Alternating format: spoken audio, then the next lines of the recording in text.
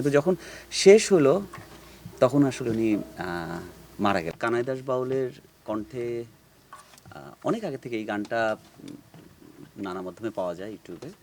So আমার এই গানটা শোনা যখন আমি হাওয়া করি ওই ঠিক একই টাইমে আমি অনেকগুলো গান তখন শুনছিলাম, যেমন ৮টা বাজে দেরি করিস না, ওই গানটাও ঠিক ওই টাইমেরই একই সময়ে আমি অনেক ধরনের গান শুনতেছিলাম। এই গানটাও সেরকম একটা গান যেটা আমি দীর্ঘকাল ধরে শুনে আসছি কানাই দাস বাউলের কণ্ঠে। এটা মাতাম চাঁদ গোসাইয়ের গান।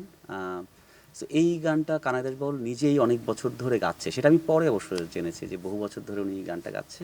এবং এই গানটা সিলেক্ট করার পেছনের কারণ তো রোহিত সিনেমাটাই। কারণ হচ্ছে আমরা যখন ছবিটা স্ক্রিপ্ট লিখছিলাম তখন আমি কখনো চিত্রনাট্য লেখার সময় কিংবা গল্প লেখার সময় কখনো ভাবি না যে এরকম একটা গান এখানে লাগবে, কিংবা এটা আমার কাছে মনে হয় যে যখন আমি ওই কোনো সিনে আমার, যেহেতু আমি নিজে অনেক দিন মিউজিকের সাথে জড়িত, সো আমার মিউজিকটা যখন আমি কখনো কোনো কোথাও গান কিংবা মিউজিকের ইউজ থাকে তখন আসলে খুব আপনা থেকেই খুব এটা এটা যে জায়গা থেকে আমাকে কখনো ভাবতে হয় নাই যে এখানে আমি এরকম একটা গান কিংবা এরকম একটা মিউজিক ইউজ করতে চাই, ওটা খুব আপনাতেই ঘটেছিল। সো স্ক্রিপ্ট রাইটিংয়ের সময় আসলে আম, মন ছাড়া কি গানটা আমি শুনতাম এবং লিখতাম। এটা বহু কাল ধরে যখন আমি রোদের স্ক্রিপ্ট ২১ সাল থেকে লেখা শুরু করি সেই এবং ২৪ সালে সে শুট, এইটার মাঝখানে এটা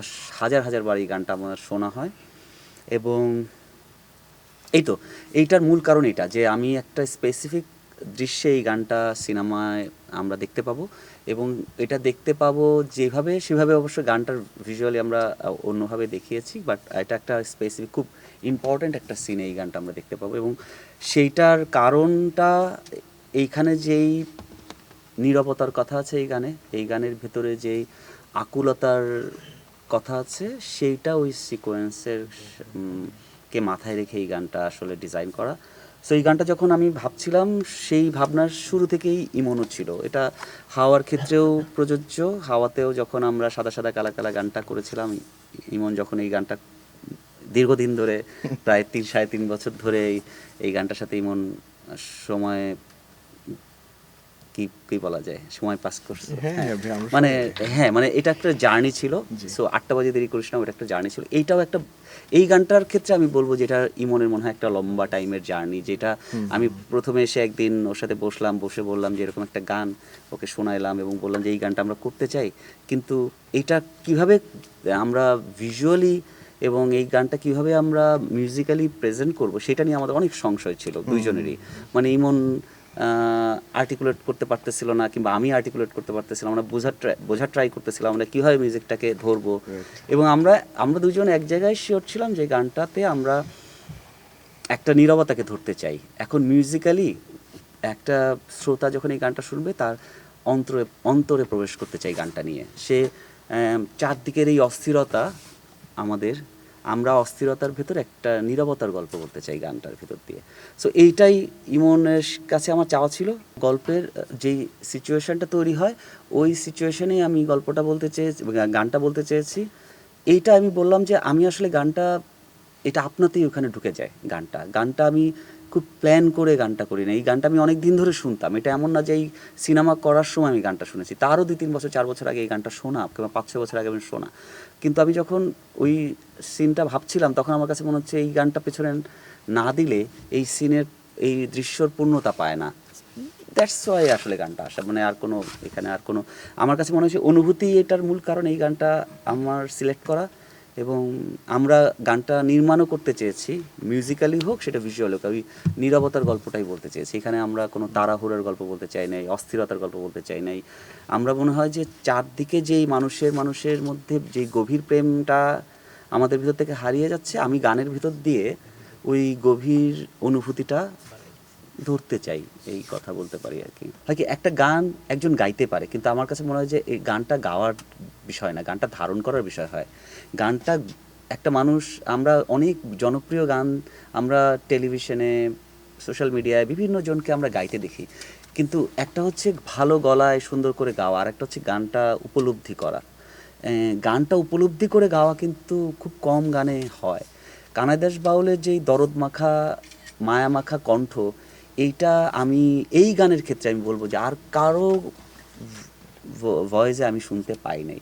এবং এটা আমি সবসময় করি, খেয়াল করলে দেখবেন যে যখন হাওয়াতে 8টা বাজে দেরি করিস না, ওইটা বাসুদেব বাউল প্রায় 20-25 বছর ধরে উনি গাচ্ছেন। এবং 8টা বাজে দেরি করিস না কিন্তু আরও অনেকেই গাওয়া আছে, অনেকেই গেয়েছেন, কিন্তু বাসুদেব বাউল যে দরদ দিয়ে গায় ওইটা আর কেউ নাই। তো আমি সবসময় চেয়েছি যে আসলে এই গানটাকে বিশ্বাস করে, এই গানটাকে ফিল করে, তাকে দিয়েই আসলে গানটা গাওয়ানো। সো আমি আসলে যোগাযোগ করি, এবং আমি আর ইমন যেদিন আমরা রেকর্ডিং হয়, আমরা আসলে এই ভিসার জটিলতার কারণে আমরা যেতে পারি নাই, যেটা সমস্যা। কিন্তু আমরা যেটা করি, আমাদের ওখানে একটা বন্ধু থাকে, আমরা স্টুডিওতে ওখানে রাখি, আমরা এখানে অনলাইনে ওনাকে দেখতে থাকি, মানে এক ধরনের ভিডিও কলের মতো। ওখানে আমাদের সাউন্ড ইঞ্জিনিয়ার আছে, আমরা এখান থেকে ওনার সাথে দেখছি, এবং ইমন আর আমি যে পাশের রুমে ওখানে ঘন্টার পর ঘন্টা বসে আছে, উনি টেক দিচ্ছে। এবং উনি যেহেতু অনেক বয়স্ক, এবং এটা তো কত 1.5 বছর আগের কথা, রেকর্ডিং যখন হয়েছে, তখন উনি আসলে 1টা 2টা 3বার গাওয়ার পরে উনি গাইতে পারেন না, অনেক কষ্ট হয়। তো উনি অনেক কষ্টই হচ্ছিল, কিন্তু আমাদের তো আসলে ফাইনাল, আমরা তো জানি এটা সিনেমায় যাবে, আমরা কোনো ভুল ত্রুটি রাখতে চাচ্ছিলাম না। সো ইমন বারবার টেক নিচ্ছিল, প্রায় 7-8টা টেক নেওয়া মনে হয়, 8টার মতো টেক নেওয়া হয়েছিল। 8টা টেক নেওয়া, 5-6টা টেকের পরে আমি চাচ্ছিলাম যে আর না দিক, কিন্তু ইমন আরও 2-3টা টেক নিল ফাইনালি। এই তো এরকম করে হইলো আর কি। আমরা ওনার, আমি ওইখানে যখন টেক হচ্ছিল তখন ওনার সাথে আমাদের কথা হচ্ছিল নানা বিষয়ে, মানে টেকের ফাঁকে উনি রেস্ট নিচ্ছিলেন 10 মিনিট পানি খাওয়ার জন্য কিংবা রেস্ট নেওয়ার, তখন আমি একটু বলতেছিলাম যে এই আপনি কিন্তু আসতে হবে বাংলাদেশে যখন আমরা ছবিটা রিলিজ দেবো। উনি আবার বলতেছে হ্যাঁ যাবো তো। তা এই ব্যাপারগুলো হচ্ছিল। উনি আবার শেষের দিকে আমাকে বললো যে গানটা শেষ হলে আমাকে একটু পাঠায়েন। তো আমি বললাম যে হ্যাঁ অবশ্যই পাঠাবো, আপনাকে তো ভয়েস দেওয়া লাগতে পারে যদি আমাদের মিউজিকটা শেষ হয়, তখন যদি আমাদের কোথাও মনে হয় যে একটু চেঞ্জ করবো, তখন কিন্তু আবার একটু আসতে হবে। তো উনি বললেন যে হ্যাঁ আসবো, সমস্যা নাই, কিন্তু গানটা আমাকে পাঠিয়েন। তো এই গানটার পেছনে আমারই মনে হয় সবচেয়ে কষ্টের বিষয় সেটা হচ্ছে, এই গানটা যেহেতু আমরা একটা লম্বা টাইম ধরে করেছি, লম্বা টাইম মানে সারাক্ষণ আমরা মিউজিক করিনি, একবার একটা ড্রাফট করেছি, ওটা আমাদের সামহাও কোনো জায়গায় ভালো লাগে নাই, তখন মনে হচ্ছে না এইভাবে গেলে হবে না। ফাইনালি যেমন এই ইনস্ট্রুমেন্টটা বাজানো হয়েছে, দোতারা আমাদেরকে মনে হচ্ছে অনেক শার্প নোট, সো সফট নোটে যাওয়ার থাকার কথা ছিল, এরকম নানা কিছু ডিসিশনের ভিতর দিয়ে হয়েছে। কিন্তু যখন শেষ হলো তখন আসলে উনি মারা গেলেন। ইনফ্যাক্ট গানটা যখন ফুল রেডি তখনই আসলে উনি মারা গেলেন, এবং তার 10-15 দিন আগে উনি হসপিটালে ছিলেন, আমরা তখন শোনাতে পারলাম না। এটাই হচ্ছে আমাদের জন্য আসলে সবচেয়ে, হ্যাঁ ওটাই আসলে উনি শুনে যেতে পারলে আমি যাই না, মানে যেহেতু উনি কখনোই সিনেমার গান করেননি এর আগে কিংবা এরকম আসে, ওনার গান খুব হাই ঠিকঠাক কোয়ালিটির মিউজিকের গান শোনা যায় না, কারণ উনি ম্যাক্সিমাম ওই একতারাটা বাজিয়ে কিংবা ওনার পাশে কেউ দোতারা বাজিয়ে উনি স্টেজে গাচ্ছে, সেটা খুব মোবাইল ফোনে খুব রেকর্ডিংটাও খুব ভালো না। সো আমাদের কাছে মনে হয়েছিল যে এই ওনার একটা গান যেটা উনি বহু বছর ধরে গাচ্ছে, সেটা আমরা অন্তত একটা ভালো সাউন্ড ডিজাইন করে এটা করা হয়েছে, সেটা উনি শুনলে হয়তো উনি আনন্দ পেতেন। একটা জিনিস মানে হেসে দিয়েই বললাম, মানে একটা জিনিস না, মানে আমি কোনো প্রয়াসের জন্য আমরা করছি না কাজটা যখন হয়, মানে হয় কি যে আমরা শুধুমাত্র বাণিজ্যিক উদ্দেশ্য নিয়ে কাজ করছি না, এটা হওয়ার সময় করিনি। আমাদের যেটা ভালো লাগা, যেভাবে গল্প বলতে চাই সেটা আমরা বলেছি। রোদের সেইম, আমাদের এখানে মনে হচ্ছে যে এখানে এই গানটা আমাদের আসা উচিত, এবং এই গানটা দিয়ে ওই ইমোশনটাকে সবচেয়ে বেশি আর্টিকুলেট করা যায়, ওই জন্য এই গানটা আনা, আর কোনো কারণ নেই। এখন ওই গানটা যদি কারো ভালো লেগে থাকে, তাহলে আমি বলবো এটা হচ্ছে আমাদের নিজস্ব সুরকে আমি কানেক্ট করতে পারি সবচেয়ে বেশি। আমি সেই গল্পটাই বুঝতে পারি যে গল্পটা আমার দেখা, আমার চারপাশের গল্প। আমি ওয়েস্ট থেকে কোনো গল্প হাজির করলাম কিংবা আশপাশ থেকে কোনো গল্প হাজির করলাম, সেটা আমি আমার গল্পটা ওটা না, ওটা মানুষ বুঝতে পারে যে কোনটা আমার গল্প। এটার জন্য না আলাদা সভা সেমিনার করে বোঝানোর দরকার নেই। মানুষ কোনটা আমার সুর কোনটা সেটা মানুষ গানটা শুনলেই বুঝতে পারে, মিউজিকটা শুনলেই বুঝতে পারে। সো ওইটা, আমি যে ছবি বলতেছি, আমার এই অঞ্চলের গল্প, এই গল্পটা আমার মায়ের লেখা, আমার মায়ের বলা গল্প। এবং আমি যখন আম্মুর কাছ থেকে এই গল্পটা আমি শুনি, তখন আমার মা যেভাবে গল্পটা বলেছিল, আমি ওইটা রাখার চেষ্টা করেছি, মানে ওই সরলতাটাই, গল্পের মধ্যে কোনো জটিলতা নাই। জটিলতা যদি কিছু থেকে থাকে সেটা আমার প্রবলেম কারণ আমি সেখানে কিছু জিনিস হয়তো আমার মতো করে দেখার চেষ্টা করেছি, কিন্তু গল্পটা খুব সরল। কিন্তু আমার কাছে ওই গল্পটা যখন শুনেছিলাম তখন আমার মনে হচ্ছিল আম্মু কি সহজ ভাষায় খুব সিম্পল জায়গা থেকে গল্পটা আমাকে বলল, এবং মনে হলো যে আচ্ছা আমাদের এই এখন যে সিনেমা কিংবা আমরা যাই বলি মানে অনেক কিছু না স্ট্রাকচার হয়, অনেক কিছু ক্রিটিক্যালভাবে দেখা হয়। আমার কাছে মনে হয় যে জীবন তো এত ক্রিটিক্যাল না, লাইফ অনেক সিম্পল। সো রোদ খুবই সিম্পল গল্প, এবং রোদের মধ্যে যে গানগুলো আসছে সেটা ওই যে বললাম সেটা আমাদের লাইফ স্টাইলের ভেতর দিয়ে। আমি যে গানগুলো শুনি সেটাই আমার ছবির গান, আমি যেটা শুনি না সেটা আমার সিনেমার গান না। এটা কোনো প্রয়াস না। এটার সাথে যদি কেউ কানেক্টেড ফিল করে আমি বলবো সেটা আমাদের অঞ্চলের গান বিধায় মানুষ তার রুটকে চিনতে পারে, তখন সেই গানটাকে তার ভালো লাগে, এটা হইতে পারে। অনেকগুলো ফেস্টিভ্যাল নিয়ে কথা হচ্ছে, এবং এটা হয় কি যতক্ষণ পর্যন্ত তারা অফিসিয়ালি কনফার্ম না করে, যেটা আমাদেরকে মেইলে জানানো হচ্ছে ওটা আমরা জানাতে পারবো না, যখনই অফিসিয়ালি কনফার্ম করবে তখনই আমরা জানাতে পারবো।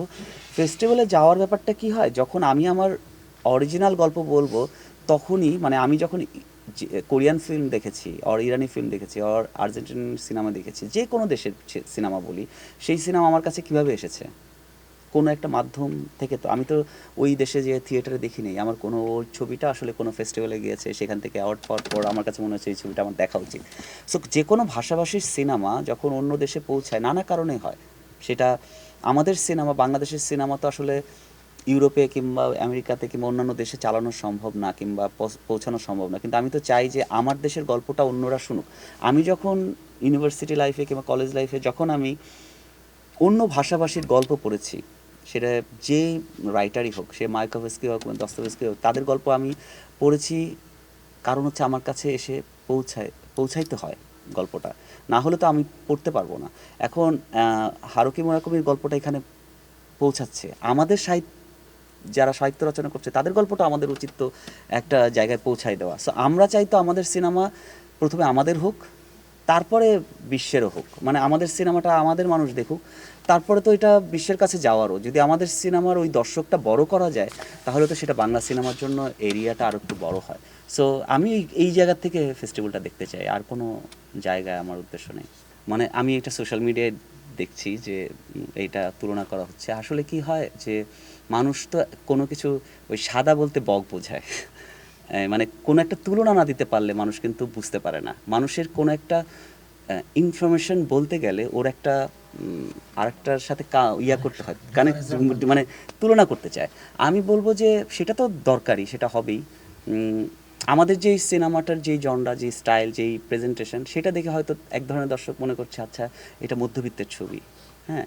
সো আবার ওইটা একভাবে ভাবছে যে ওইটা মধ্যবিত্তের ছবি, আবার ওইটা এক ধরনের যেহেতু ওটা অনেক বিগ বাজেট ছবি, এক ধরনের স্টাইলের মধ্যে করে বানানো, এইটাকে আলাদা করতেছে এবং দুইটাকে আবার একসাথে করছে। কারণ হচ্ছে দুইটার হয়তো এক ধরনের দর্শক ক্রিয়েট হয়েছে সোশ্যাল মিডিয়ায়, যেই কারণে। কিন্তু এটা আলাদা করার কিছু নাই। আমার কাছে মনে হয় যে যখন সিনেমা হলে কোনো একটা ছবি যায় তখন একটা সিনেমা যায়, এখানে দর্শক ছবিটা দেখতে যায়। দর্শক কিন্তু ছবিটা দেখে যদি ভালো লাগে তাহলে সেটাই কিন্তু কমার্শিয়াল। সো দর্শক যখন যেই ছবিটা দেখতে যাচ্ছে, যেই ছবির প্রতি আগ্রহ হবে, সেটা দর্শক কমার্শিয়াল এটা নিবে। আর না দেখলেও যে সেটা খারাপ ছবি সেটাও আমি বলবো না, কারণ ছবিটা দেখার ভিতর দিয়ে কিন্তু খারাপ ভালো হয় না। ছবিটা খারাপ ভালো হয় হচ্ছে সেটা কোয়ালিটির ভিতর দিয়ে, আর ছবিটা ভালো বলতে পারি আমরা ওই কোয়ালিটি দিয়েই। আর যেটার মধ্যে ভিউ কিংবা দেখার কাউন্টিংয়ের ভিতর দিয়ে যেটা ছবি হচ্ছে সেটা হচ্ছে আমি বলবো ছবির সফলতা, মানে বাণিজ্যিক সফলতা, যেটা হাওয়ার হয়েছিল। কিন্তু হাওয়াকে দেখে আপনাদের মনে হয়েছে হাওয়া আমি কমার্শিয়ালি বানিয়েছি? তা তো না। এবং আমরা পুরো টিম এটা কখনোই চিন্তা করিনি এটা কমার্শিয়ালি আমরা বানাবো কিংবা বানাইও নি, কিন্তু ওটার বাণিজ্যিক সফলতাকে বলে দিচ্ছে হাওয়া কমার্শিয়াল ছবি। সো আই থিঙ্ক এই তর্ক থেকেই যাবে, এইটা তর্ক শেষ হবে না। হ্যাঁ, অবশ্যই অবশ্যই এটা তো অবশ্যই পজিটিভ। কারণ হচ্ছে যে দর্শক যখন কোনো একটা ছবিকে, দুইটা ছবিকে তুলনা করতেছে, এটা নিয়ে কথা বলতেছে, তার মনে হচ্ছে এটার আগ্রহের কেন্দ্রবিন্দু হচ্ছে, এটা তো অবশ্যই পজিটিভ দিক।